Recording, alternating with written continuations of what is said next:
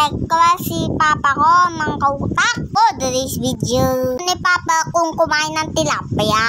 Pero iluto, kautak, steam lang. Iwana po ni Mama Linda yung tilapia.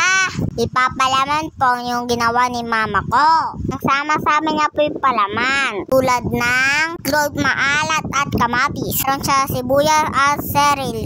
Tsaka nilagay niya asin at paminta.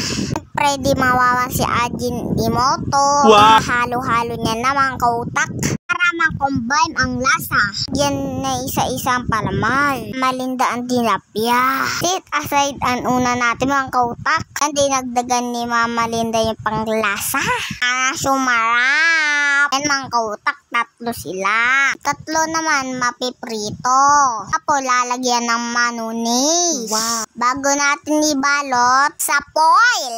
Ayan mga kautak, may isa na balot na. Kanya ba din luto to, masarap to mga kautak. Tapos po, isasawsaw yun sa toyo kalamansi with matching sili labuyo. Yummy! Ay loko kautak. Ubus sa tayo isang kandero kanin. Tapos samahan nyo pang cook na malamig. Nice! Ay loko, solve. Yan, i-steam na natin mga kautak. Si Mama Linda pala. Hintay natin si Papa ko. Si Papa ko. Nanyagat yung ulam niya. Ay loko, wala pa ulam. At share po ng video for watching.